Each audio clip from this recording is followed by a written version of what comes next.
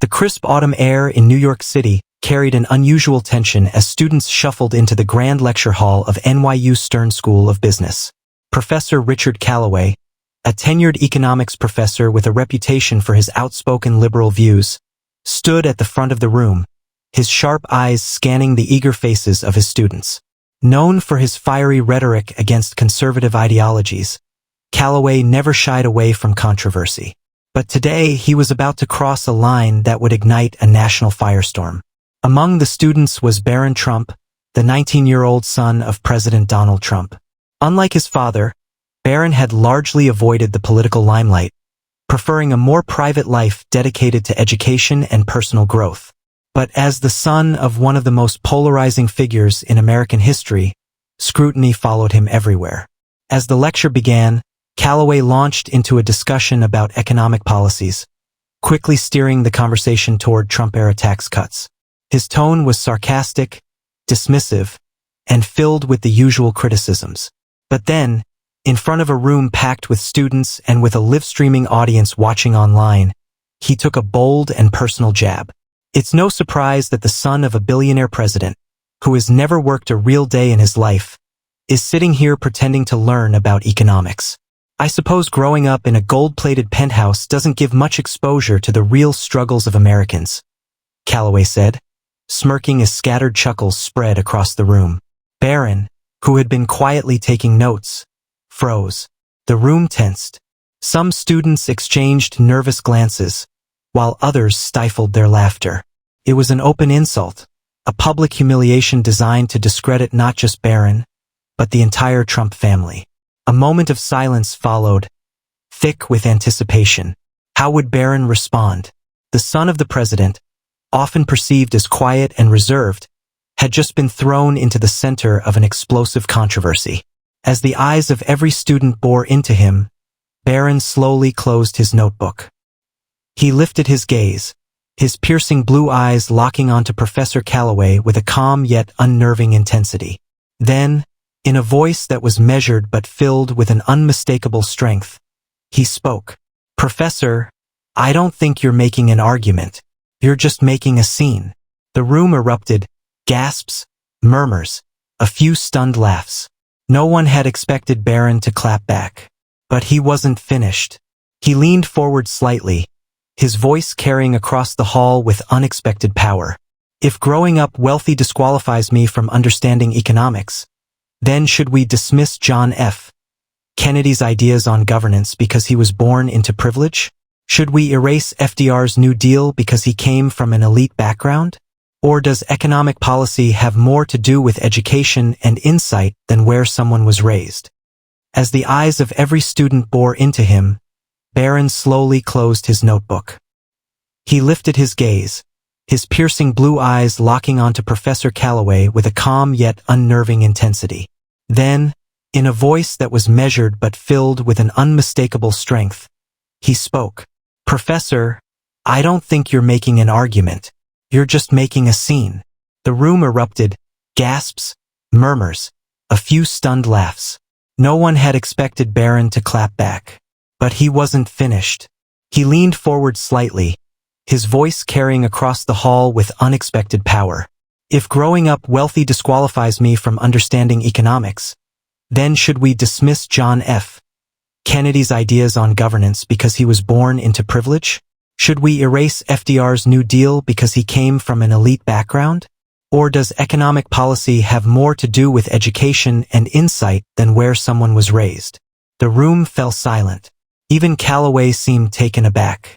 Barron's composed and articulate response had turned the tables. Instead of being humiliated, he had challenged the professor's credibility with a thought-provoking counterpoint.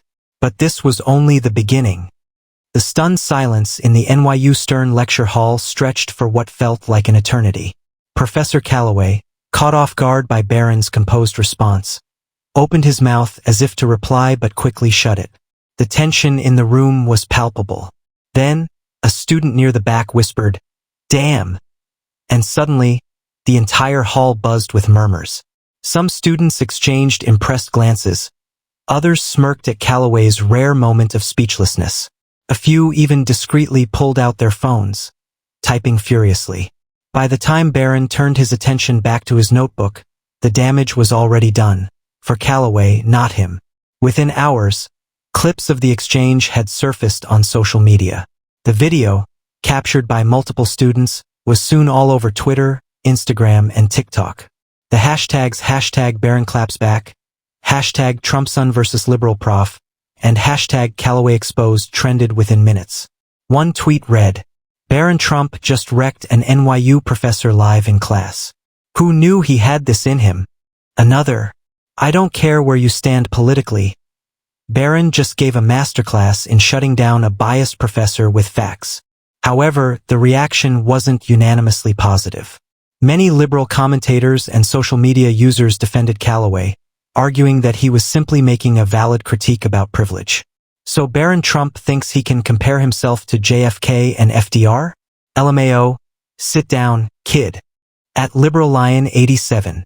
But others, including moderate and independent voices, found Calloway's behavior distasteful. "I despise Trump, but publicly humiliating his son in a classroom setting? That's a bad look, Professor." At Rational Left. By the end of the night, major news outlets had picked up the story. Fox News, CNN, The New York Times, and The Washington Post all ran headlines. NYU professor humiliates Barron Trump. His response shocks everyone. Fox News. Viral video shows Barron Trump confronting liberal professor over privilege. CNN. Barron Trump's classroom clash? Academic debate or political drama? The Washington Post. And then the White House got involved. Just before midnight, President Donald Trump himself weighed in with a fiery Truth Social post. "Disgraceful. A radical left professor at NYU tried to embarrass my amazing son, Barron." What happened next? He took the professor down with facts and logic. Just like his father, Barron stands up for what's right. So proud of him. This escalated the situation even further. Within minutes, Trump supporters hailed Barron as a new conservative hero, while critics claimed the Trumps were milking the moment for political gain. Meanwhile, at NYU Stern, Barron quietly packed his bag and left the lecture hall. He wasn't thinking about social media, news headlines, or his father's reaction. What he didn't realize was that this was just the beginning of an unprecedented political storm, one that would shake both academia and the White House. The morning after the viral clash between Barron Trump and Professor Calloway, the administration at New York University woke up to an unprecedented firestorm. Emails flooded the dean's office, donors called in frustration, and protests were already being organized, both for and against Calloway. By noon, students, faculty, and media vans had gathered outside NYU Stern, chanting slogans. A group of conservative students held signs that read, "Education, not humiliation. Professors should teach, not preach." Meanwhile, liberal student groups countered with, "Calloway spoke truth to power. Barron's just mad about his privilege." Inside the university, tensions soared. NYU's president, Andrew Fitzpatrick, was on the defensive as major donors and alumni expressed their concern over Calloway's actions. The university prided itself on academic freedom, but it also valued its reputation, and right now that reputation was in shambles. In an emergency faculty meeting, Fitzpatrick sat at the head of the table, his face grim. "We have a crisis," he began, sighing heavily. "Fox News is calling this an attack on Barron Trump. CNN is calling it a moment of political theater. Half of the country thinks we're brainwashing students, the other half thinks we're champions of free speech." And meanwhile, Calloway refuses to apologize. Professor Ellen Rogers, a political science professor known for her liberal views, leaned forward. "We can't punish Calloway for an opinion. He didn't just share an opinion," another faculty member countered.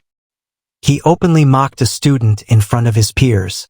That's not academic debate. It's bullying." Before the meeting ended, Fitzpatrick made it clear. NYU had to release a statement, and soon. But while NYU scrambled to control the narrative, Professor Calloway wasn't backing down. Calloway speaks out. That evening, Calloway appeared on MSNBC for an exclusive interview with host Rachel Maddow. Maddow, "Professor, You've been at the center of a political firestorm since your comments about Barron Trump went viral. What's your response to the backlash? Calloway, smirking, let's be clear. Barron Trump is not a victim. He's the son of a billionaire who has never faced real struggles. If conservatives are upset that I pointed that out, maybe they should reflect on their own hypocrisy. Meadow. Some have accused you of singling him out unfairly. Calloway. Did I push back on his privilege? Yes. Did I cross a line? Absolutely not. This is a university. If Barron wants a safe space, maybe he should have gone to Liberty University instead. The interview fanned the flames. Conservatives condemned Calloway, while liberals defended him. Meanwhile, students at NYU Stern whispered among themselves. Would Barron respond again? Back at his apartment in Trump Tower, Barron scrolled through the endless flood of news articles, tweets, and memes about him. He had never intended to be in the spotlight like this. Unlike his father, he preferred quiet resilience over loud confrontation. But Calloway's interview changed everything. That night, Barron made a bold decision. One that would send shockwaves across the country. He was going to confront Calloway publicly, on his own terms. And the world wasn't ready for what he had to say. As the controversy raged, Barron Trump remained silent. But not because he was afraid. He was strategic. Unlike his father, who thrived on instant reactions, Barron understood the power of timing. Then, 3 days after the classroom confrontation, Barron did something no one expected. He agreed to a live interview on the Joe Rogan Experience.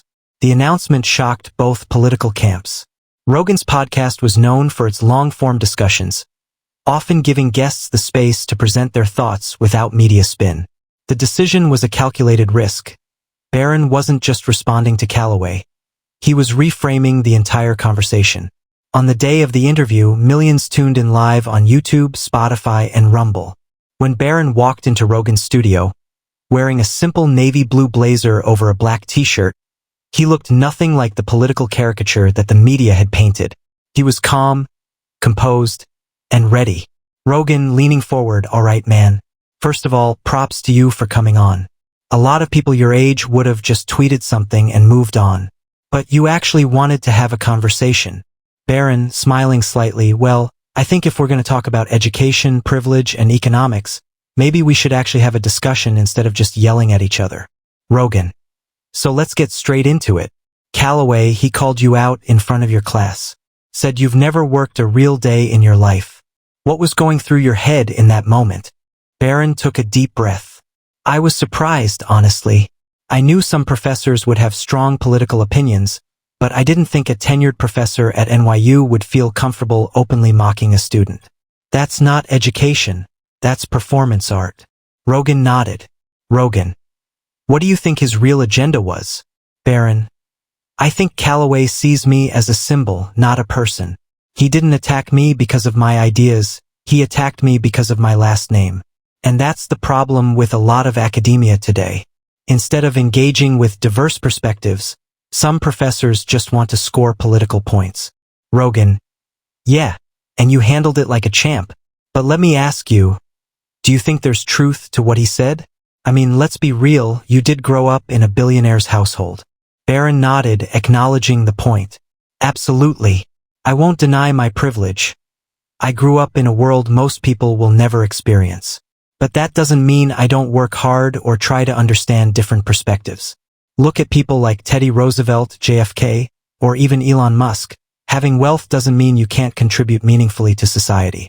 The real question is, are we going to judge people by their backgrounds, or by what they actually bring to the table? The response was powerful.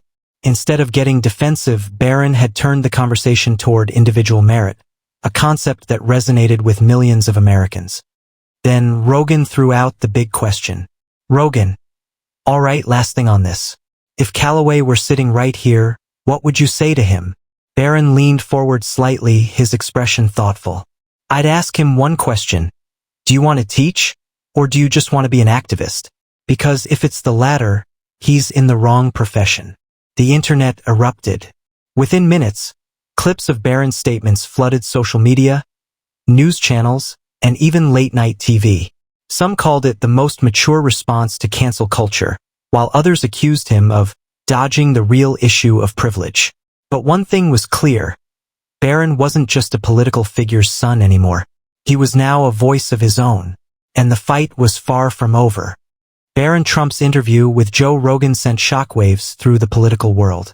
The conversation wasn't just about his confrontation with Professor Calloway anymore. It had evolved into a national debate on academia, free speech, and political bias in universities. While conservative media hailed Barron as a rising intellectual force, liberal outlets struggled to counter his arguments. Unlike his father, Barron didn't rely on aggression or controversy. He dismantled criticism with logic and composure. That's what made him dangerous to the left.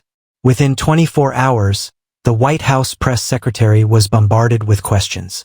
A reporter from the New York Times asked, "Does President Trump believe his son's comments on academia reflect the broader views of his administration?" The press secretary, clearly prepared for the question, smiled and responded. What Barron did was simple. He stood up for himself. He defended the principle that students, regardless of their last name, should be treated with fairness in the classroom. And yes, the president is incredibly proud of his son. Meanwhile, over at MSNBC, Professor Calloway made another bold move. He challenged Barron Trump to a live debate on national television. If Barron truly wants an open discussion about privilege, academia, and free speech, then let's have one. No pre-recorded interviews. No scripted sound bites.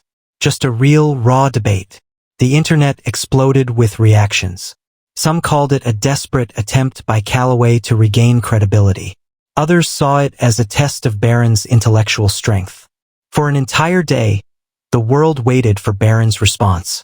Then, in a simple post on X, formerly Twitter, Barron wrote, "Challenge accepted. Let's have an honest conversation, Professor Calloway. No edits. No spin. Just ideas." That was it. No bravado. No insults. Just pure confidence. The debate was officially on.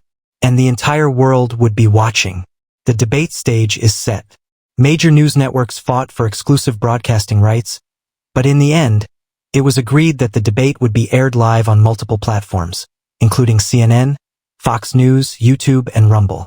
The location, a neutral venue, Columbia University's Miller Theater. The moderator, none other than Dr. Jordan Peterson, the renowned psychologist and academic, known for his fiery debates and sharp questioning. As the night of the debate approached, both sides prepared meticulously. Professor Calloway had decades of experience in academia and public speaking. He had debated politicians, economists, and intellectuals, but never a Trump. Barron, meanwhile, spent his time studying, strategizing, and refining his arguments. His father had offered him advice, so had some of the top conservative minds in the country. But ultimately, this was his fight. The world was ready. And on debate night, Barron Trump was about to prove why he was a force to be reckoned with. On the night of the debate, Miller Theater at Columbia University was packed. Every seat was filled with students, faculty, journalists, and political figures, all eager to witness what was being called the most anticipated debate in recent history. Outside, thousands of protesters and supporters lined the streets. Some carried signs that read, "Barron speaks for us. Professors should teach, not preach." Others countered with, "Privileged kids don't get to complain. Barron is just his father's puppet." As the cameras went live, millions across America and around the world tuned in. At exactly 8 p.m., the moderator, Dr. Jordan Peterson, stepped onto the stage. His presence alone was enough to command attention. Peterson, "Good evening, ladies and gentlemen. Tonight, we are here not for theatrics, not for insults, but for an exchange of ideas. The topic of discussion: has higher education become a breeding ground for political bias? And what is the role of privilege in modern academia?" He turned to introduce the two debaters. On my left, we have Professor Richard Calloway, a distinguished academic in economics at NYU, known for his outspoken views on wealth disparity and social justice. The audience erupted into a mix of cheers and boos. Calloway, dressed in a dark blazer with no tie, smirked and adjusted his glasses.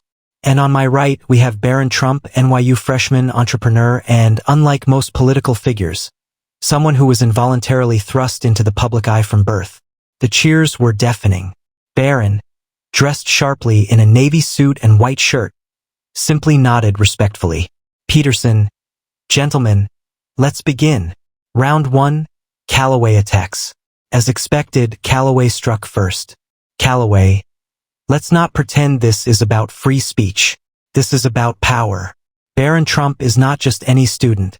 He is the son of the most powerful man in the country.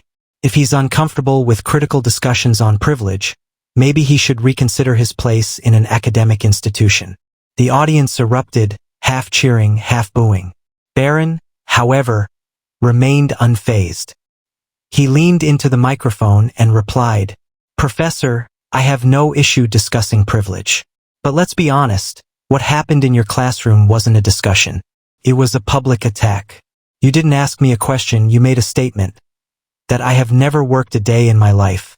Tell me, what part of that was an intellectual debate?" The audience fell silent. Calloway wasn't expecting a direct counterattack so soon. Calloway, it was a provocation, meant to spark thought. Barron tilted his head slightly. Then let's be fair. Would you have done the same to a student from a poor background? Would you have told a struggling immigrant student that they'll never succeed because of their economic status?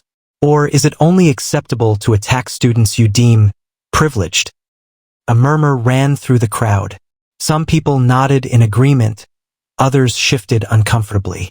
Round 2, Barron shifts the conversation. Sensing that he had put Calloway on the defensive, Barron went further. Privilege exists, and I won't deny mine. But the question is, should we judge individuals by their birthright or by their actions? He turned to the audience. Elon Musk grew up wealthy, but he worked tirelessly to build Tesla and SpaceX. Steve Jobs was born to well-off adoptive parents, yet he revolutionized the tech industry. Meanwhile, countless people born in poverty have risen to greatness because of their work ethic, not their backgrounds. The audience erupted in applause. Even some of the previous Calloway supporters clapped hesitantly. So tell me, Professor, Barron continued, turning back to Calloway, do we judge people by their circumstances or by what they choose to do with them? For the first time that night, Calloway had no immediate comeback. Round 3, Calloway's last attempt. Desperate to regain control, Calloway tried a different approach. Calloway, fine, let's talk about actions. What have you, personally, done to earn your place here? Your father's name got you into NYU, your wealth ensures you'll never struggle, and your connections will get you any job you want. So tell me, Barron, what exactly have you worked for? It was a calculated jab, a last-ditch effort to paint Barron as a child of privilege who had never faced real hardship. But Barron was ready.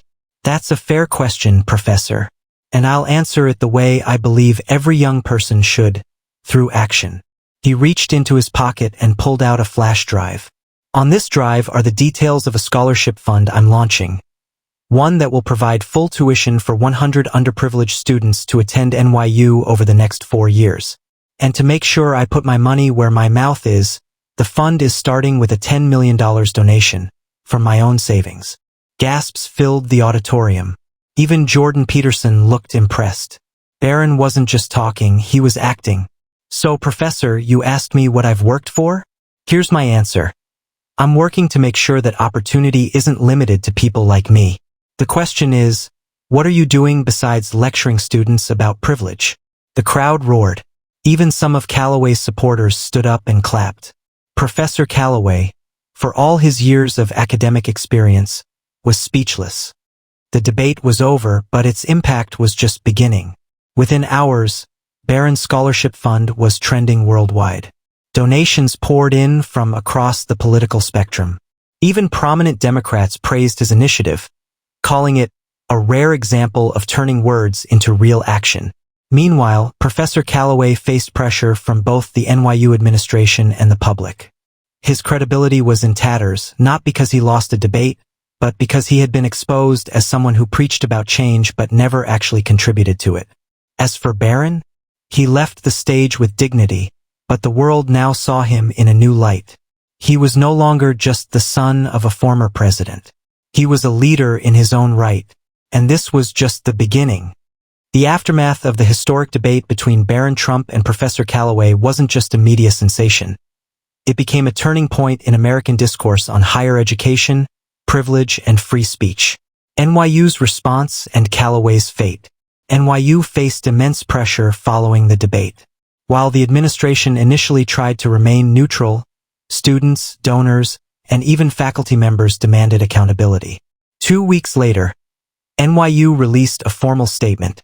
We believe in open discourse and intellectual freedom, but we do not condone personal attacks on students in the classroom. We are conducting an internal review of Professor Calloway's conduct. Though they didn't fire him outright, the university quietly reassigned Calloway to a non-teaching position. For a professor who had spent his entire career thriving on classroom debates, this was nothing short of a public humiliation. Some hard-left activists tried to portray Calloway as a victim of right-wing persecution, but it didn't gain traction. Even many liberals agreed that he had crossed a line. Eventually, he resigned from NYU, citing unfair targeting by conservative media. But in reality, his credibility was destroyed, not because of a political hit job, but because he lost a fair debate against a teenager. Barron's influence grows.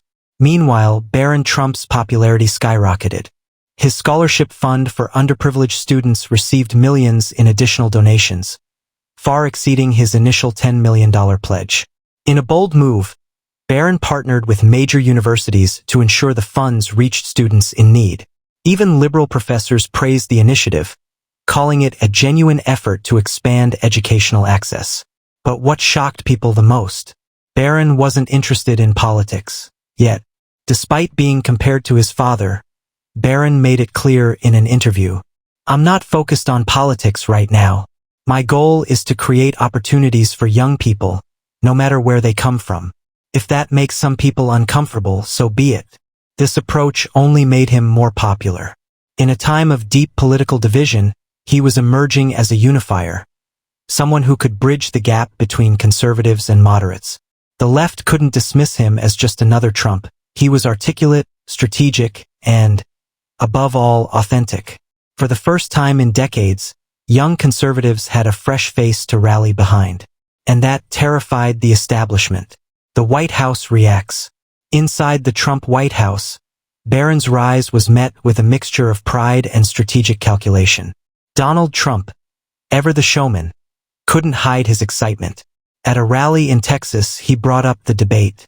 "How about my son, folks? Huh? Did you see him destroy that professor? Calloway never had a chance." Crowd cheers. "Look, I always said Barron was a smart kid, but even I didn't know he had that in him." Amazing. More cheers. But Melania Trump, ever the protective mother, had a different reaction. She was proud, yes, but also worried. She had never wanted Barron in the political spotlight, and now he was becoming a national figure. In a private moment at the White House, she sat with Barron and asked, "You know they will come after you, yes?" Barron nodded. "I know, Mom, but I can handle it." Melania sighed and placed a hand on his shoulder. "Be careful who you trust. They will want to use you, even your father." Barron didn't respond, but deep down he knew she was right. Politics was a dangerous game, and whether he liked it or not, he was now a player. Media reactions and the left's dilemma. The media's response was mixed. Fox News called Barron the future of young conservatism. CNN struggled to find an angle, but some liberal pundits admitted he had handled himself well. The New York Times published an op-ed titled "Barron Trump, the political threat the left didn't see coming." MSNBC ran a segment accusing Barron of weaponizing philanthropy to deflect from his privilege. But the narrative didn't stick. Even Hollywood took notice. Some celebrities attacked him, but others, including Joe Rogan and Elon Musk, publicly praised him. Musk even tweeted, "Impressive young man. Debate was solid. Future leader." That tweet alone broke the internet. The turning point. A new path for Barron. Despite the whirlwind of media coverage, Barron kept a low profile in the months following the debate. He focused on his education, the scholarship fund, and new initiatives. But then, something unexpected happened. At an NYU student event, a young black student from a low-income background approached him and said, "Hey, Barron, I just wanted to say your scholarship is the reason I'm here. I don't care about politics, but I respect what you did." That moment changed everything for Barron. For the first time, he saw the real impact of his actions. Not through media hype, not through political fights, but through real people's lives. And it made him realize something. This wasn't about proving himself to critics. It wasn't about winning debates. It was about actually making a difference. From that day forward, Barron Trump knew his purpose. He wasn't just going to be a footnote in history. He was going to shape it. And whether the world was ready or not, Barron Trump's journey was just beginning. Barron Trump's political rise. Years later, Barron decides to run for office, perhaps for Congress or governor.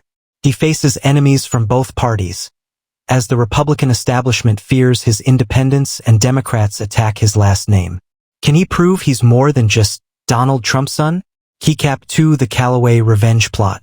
After losing his career, Professor Callaway secretly allies with powerful political elites to take Barron down. He orchestrates a scandal to ruin Barron's reputation. Will Barron outsmart the system again? Keycap 3: Barron Trump, the business titan. Inspired by Elon Musk and Peter Thiel, Barron steps away from politics to build a tech empire. His companies threaten Silicon Valley, and big tech fights back. Can he redefine American innovation, or will corporate elites destroy him? Keycap 4: A more radical twist. Barron forms a new political movement, breaking away from the Republicans and Democrats. His movement disrupts the 2040 election, and America is never the same again.